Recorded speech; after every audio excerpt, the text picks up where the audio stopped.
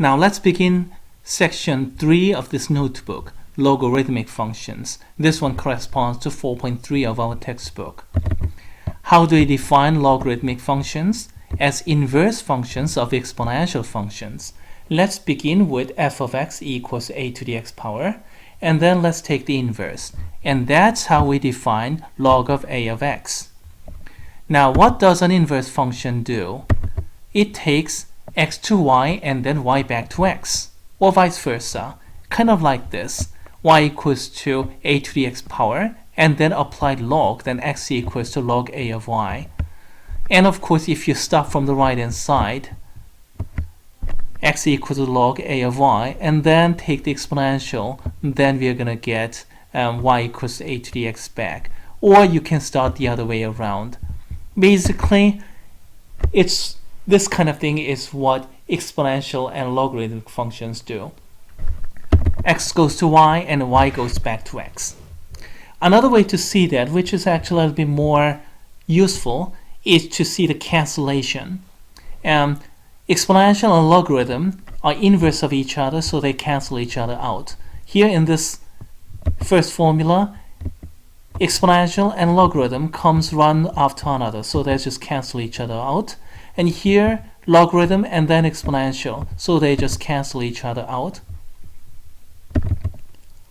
And here's the proof, as a matter of fact. Here, inside function, excuse me, let me highlight it. Okay, successful. Inside function is f inverse of x, and outside is f. So what do you get? F and then f inverse. They cancel each other out. And likewise, f is inside, f inverse is outside. We have composition of f inverse and f, so we have the original x back. Now we can see those inverse relations through these graphs, and these graphs are actually randomized, so you can run this one several times and you can see the changing behaviors. Clearly they are symmetric with respect to the diagonal y equals to x, and in this case, when a is less than 1, we have blue graph, which is exponential, which is decreasing down to 0. Red is the logarithmic function, and they're symmetric.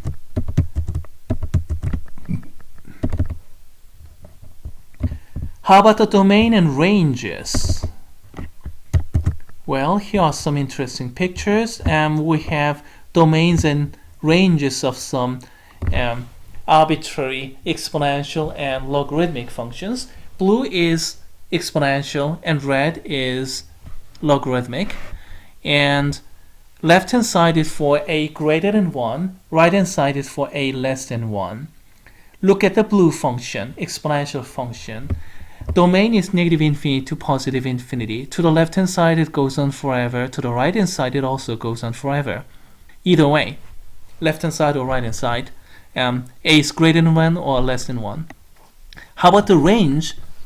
Well, either way, blue graph is above the x-axis because a to the x power is always positive.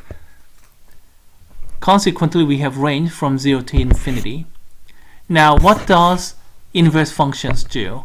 X goes to y, y goes to x. So domain goes to range, range goes to domain. So that's basically what we see. The domain of logarithmic function is the same as the range of the exponential. Range of the logarithmic function is the domain of the exponential function. And this program is randomized, so you can run it many times, but either way, no matter how many times you run, you're going to see the same behavior. Okay, how about some natural logarithm and exponential functions?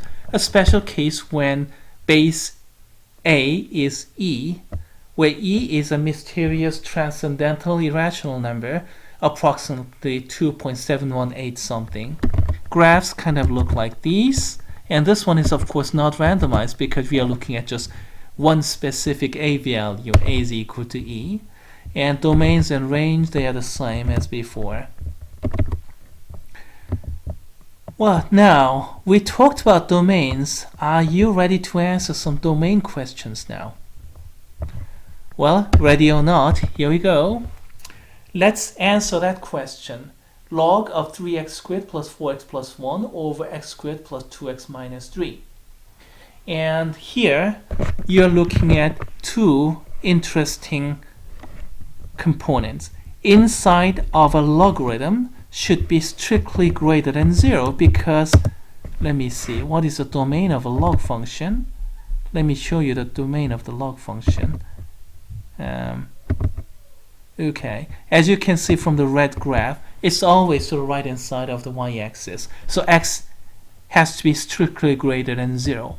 So inside of logarithm has to be strictly greater than 0.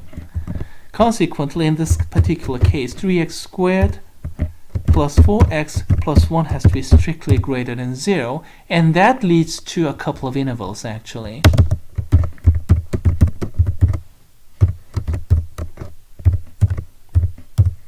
After factorization, we have something like this, and then if you solve this quadratic inequality, you're gonna get intervals like this: negative infinity to negative 1 union negative 1/3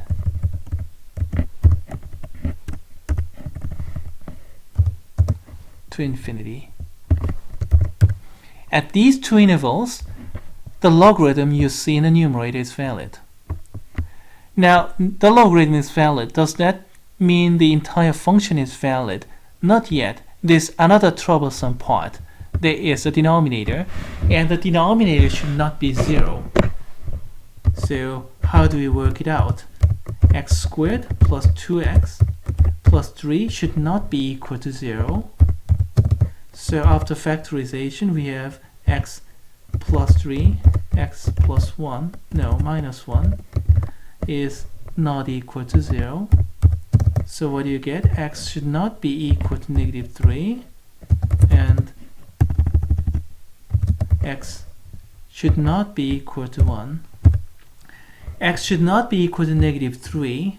That's gonna go inside the first interval. So you have to expunge it out. Consequently, you ended up dividing this first interval into two pieces. Negative infinity to negative 3. Oops. Negative infinity to negative 3 union negative 3 to negative 1. Now, if you look at the right hand side interval, positive 1 belongs to this interval, so I have to expunge it out. What do we get? Negative 1/3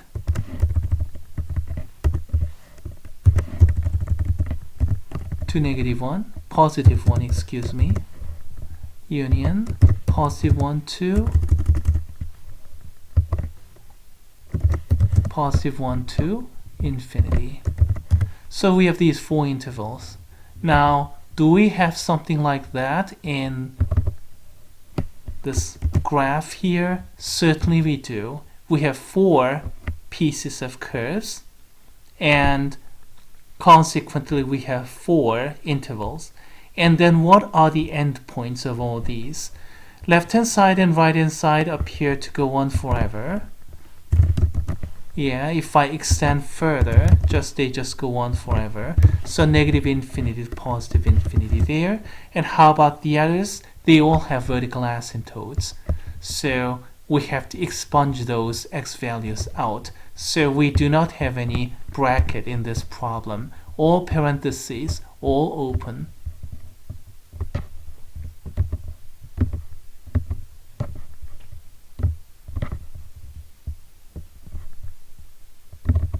How about the next problem? This one is definitely harder because we have to consider not only logarithm but radical as well. Inside of this radical has to be greater than or equal to 0. That's going to be the semi-inequality. And inside of this logarithm has to be strictly greater than 1. Strictly greater than 0, excuse me. Why did I think of 1? The reason is answered in the next part. The denominator should not be 0. Consequently, inside of the logarithm should not be 1. What am I talking about? Okay, I'll stop here so that you can do this problem. Let me just show you the graph. It kind of looks like this. So you have to anticipate this kind of answer. Domain will be, let's see, negative infinity, obviously it just goes on forever to the left hand side, to I don't know what that value is. We have vertical asymptotes, and then union from that vertical asymptote to do we have another vertical asymptote? Looks like no, we have abrupt ending at x equal to -1. As a matter of fact, that's when the numerator or the square root of the numerator becomes 0. Square root of 0 is okay. Log of 0 is not okay, but square root of 0 is okay. So y-coordinate value is well defined, which means we have to have a bracket there. And then we have another bracket, but it's unclear what that value is. So let's tentatively put it b. And it looks like we have vertical asymptote at x equal to 0. So let's put it like that. And then 0 to infinity will give me the fourth curve in the right hand side. This is a kind of form of the answer that I anticipate just by looking at this graph. And of course you can find out what are a's and b values, and also you can verify everything rigorously by going through the inside of the square root is non-negative, greater than or equal to 0. Number 2, inside of the logarithm is strictly greater than 0. And then thirdly, the denominator should not be equal to 0. How about the third problem? Well, in my opinion, the third problem is actually easier than the second problem, even though it looks more intimidating, like having to superpose 3 different thingies. The answer kind of looks like this, and you can expect the answer kind of like this. Domain is, well, we have some abrupt starting, so a to about -1, that's where my vertical asymptote appears to be. -1 to about b, another vertical asymptote, and then c to, and then it's unclear where the second vertical asymptote is, so let's put it d. And then now d to another ending, and that's going to be abrupt point. Oh, wait a minute, I don't like this e, because e looks like natural exponent e, so let's name it as capital E. This is a kind of answer I anticipate from this problem. Of course, how do we actually do it is going to be up to you, and I'm going to leave that to you guys here. How much time do we have? Okay, sufficient time to study logarithmic scaling.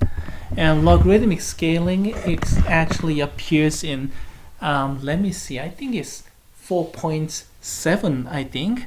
But it's easy enough to consider it here because it's just a single formula. It kind of looks like there's a certain constant a times log of I over I naught. I naught is a kind of standard quantity that we have to compare. Or it could be natural logarithm. So some constant depending upon model, but basically inside will be I over I naught. That kind of thing is called logarithmic scaling. The reason we use logarithmic scaling is rather significant, and it has something to do with how our nerve systems are responding. It has something to do with probabilistic model. Now, one good example of logarithmic scaling is Richter scale, and here it is. In 1906, earthquake in San Francisco had Richter scale magnitude of 8.3, which is kind of given like this, based upon that. And then in the same year, another earthquake struck Colombia-Ecuador border, and that was 4 times as intense as the San Francisco earthquake.